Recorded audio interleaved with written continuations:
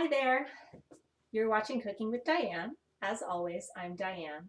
Today we're going to be talking about cutting boards. A lot of people think you need a lot of fancy equipment in order to cook well at home. That's not true at all. All you really need are a knife and a cutting board, and you'll be able to cook 90% of the things you want to cook, I promise.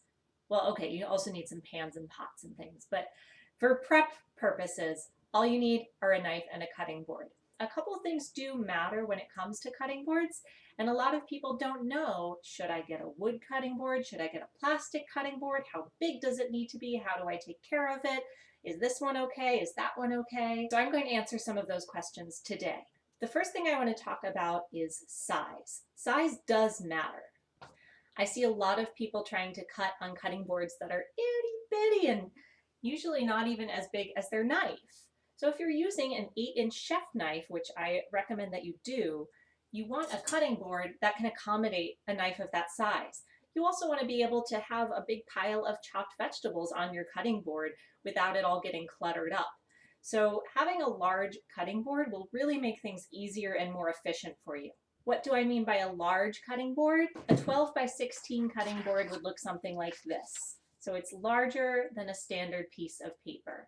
This is a good size if you're just getting started. Next, let's talk about cutting board material. Wood and plastic are the two most common materials cutting boards are made out of.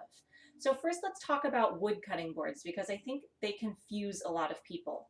Your standard wood cutting board is going to have these stripes across. These are actually pieces of wood that have all been fused together into one straight board.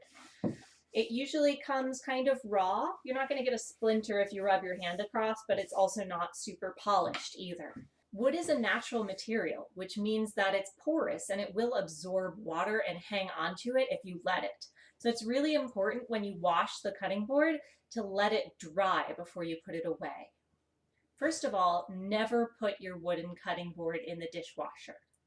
Second of all, when you do wash it by hand, you can wash it with soap and water, but then you need to let it dry. You need to let it air dry before you put it away. You can either put it on a rack or balance it on a kitchen towel against your kitchen counter. While you're letting your wooden cutting board air dry, it's important to think about where these lines are. You want them to be horizontal as the board is drying and not vertical. Why is that? Because the water will run down the vertical lines and waterlog the bottom. Have you ever had a cutting board that kind of gets bloated on one side? That's because it got waterlogged. By having it dry all the way and having the lines stay horizontal as you dry and store your cutting board, you'll keep it from getting waterlogged. If you've been washing your cutting board with soap and water, but you're still not sure it's super clean because you're not allowed to put it in the dishwasher because Diane told you not to, you can spray it with a vinegar solution. I use a solution of 1 part white vinegar to 1 part water, and I'll sanitize my cutting board every now and then with this. Just spray it on and wipe it down, and then wash it as you normally would. The last thing you can do to really take care of your wooden cutting board and make sure it lasts as long as it possibly can is to oil it. I use canola oil. You can use virgin coconut oil. You can use avocado oil. You can use grapeseed oil, whatever floats your boat. Don't use olive oil. And I literally take a little bit of oil, just a little bit, and I rub it all over the surface of the board and let it absorb in. This keeps my wood from drying out, which will help prevent cracking. One thing that you don't want to use a wooden cutting board for is cutting raw meat or fish. Raw meat and fish carry bacteria, which can get stuck inside all of those little crevices in the wood and are hard to sanitize out. So it's good for even wood cutting board owners to own at least one plastic cutting board just for meat. That brings us to plastic cutting boards. I only own one, and yes, it is too small.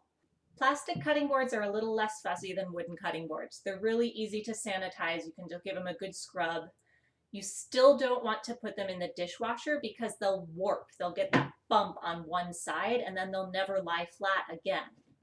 Plastic cutting boards are also really easy to find and they're cheap and you don't have to oil them. You also might notice that some of your cutting boards come with a little moat around the border. That's for cutting really juicy things like carving your Thanksgiving turkey or cutting a really juicy piece of grapefruit or other fruit. So something that's going to like have juices running all over the floor unless you have this moat here to catch them. So it's not super necessary to have a moat for cutting most things, especially raw vegetables, because they're not going to be oozing juice everywhere. But it can be helpful if you are, carving a turkey or something. Some of you might also have novelty cutting boards such as this one. I've had this cutting board for a long time, and I made the mistake of thinking that I should use it as a regular cutting board. When I cut on this beautiful painted pattern on my cutting board, it messed up the paint and probably got paint in my food. This particular cutting board is also not easy to clean without getting waterlogged, and you can see it's kind of bloated and torn in places because I would wash it and then leave it to dry and it would be sitting in a pool of its own water. So if you have a beautiful painted cutting board like this, put it on your wall, don't cut on it. Finally, if you really want to invest in a super nice cutting board or put it on your wedding registry, you can invest in one of these big butcher blocks. They're really heavy, which is nice because that way they weigh themselves down and they're not going to skate around your counter while you're cooking on them. These boards require the same type of care that other wooden cutting boards do. You can hand wash them. You can sanitize them with vinegar. Make sure you oil them every once in a while and let them absorb that oil so that they stay nice and seasoned.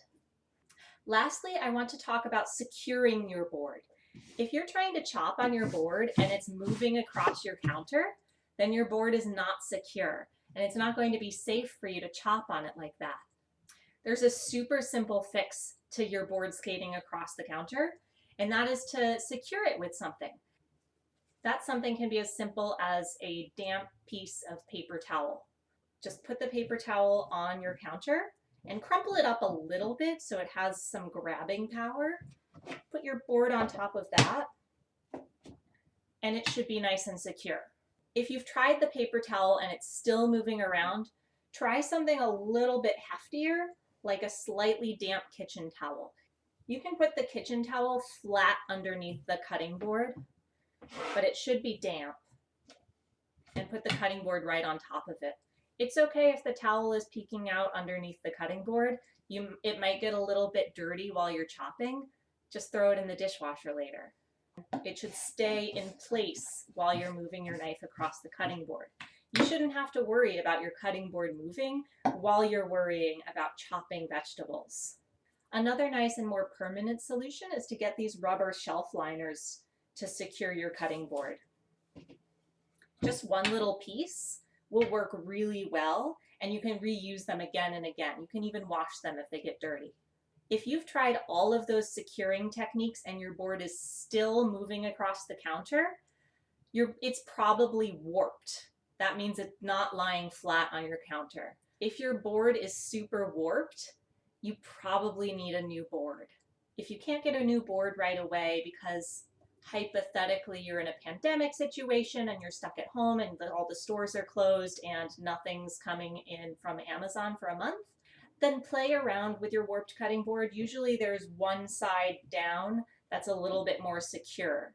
I usually find that trying to cut into the bumpy part is easier than trying to cut into the concave part. Obviously that's not an ideal situation, and I hope you can get a new cutting board soon, but we gotta make do with what we have. That's all I have on cutting boards. Thank you so much for watching. If you enjoyed this video, please check out my other videos and subscribe. Bye.